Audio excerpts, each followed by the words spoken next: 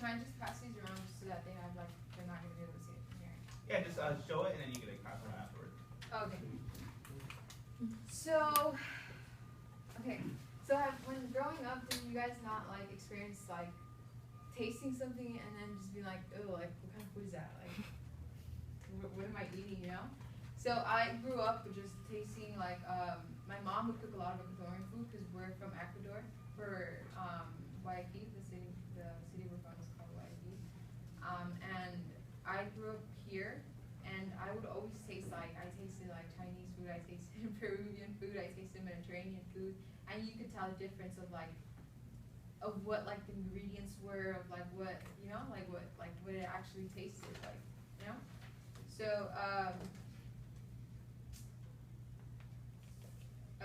yeah, and like you kind of just could tell like for example in Mexico, like you know that they eat like a lot of tortillas over there, you know, and like in Ecuador we eat a lot of bananas. Like banana is a big thing over there. It's crazy. You just go over there and you see a bunch of bananas, people cooking with bananas.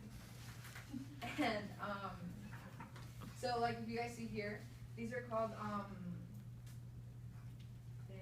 they're just like fried bananas, like that went blank. But this is called sango.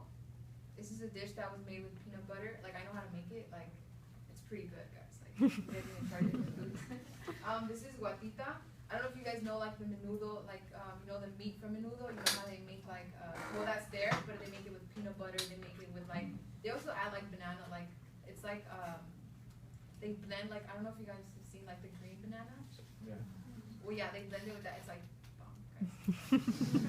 but yeah, and like for instance, like with these, you know how in Mexico they eat a lot of food with tortillas. Well, in Ecuador, I actually once like went for like a whole month, and I asked like for we were gonna eat ceviche and asked for tostadas, and I was like, oh, can I have a tostada? And they were like, what is that? Like they had no idea what I was talking about, and instead they gave me, oh yeah, they're called patacones.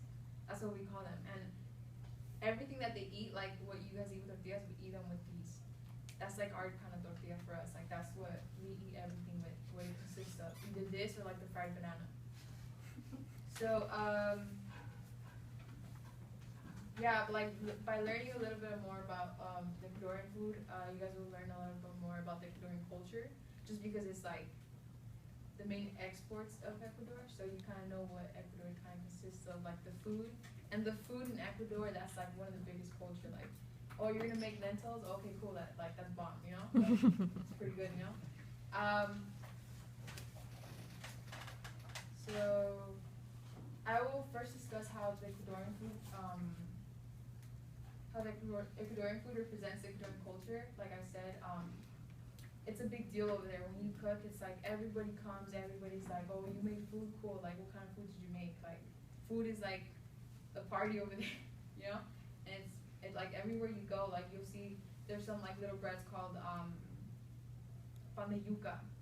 It's like it tastes like a bread, but it's like kind of like with cheese. It's really different. Like the food everywhere, like I feel like it identifies with Ecuadorian culture just because it's like when you see that, you're just like, oh, she's the girl, the one that brought guatita the other day.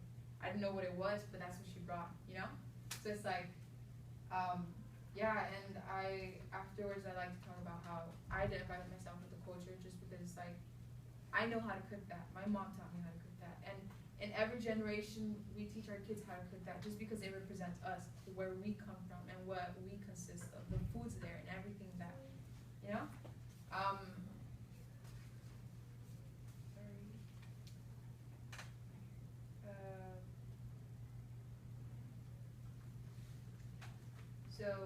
I just like to just rephrase how the Ecuadorian food does represent the Ecuadorian culture, and how I represent the Ecuadorian culture, just because I know how to, like, you know, like if you know how to do this, if you know how to cook Mexican food, you consider yourself Mexican, you know.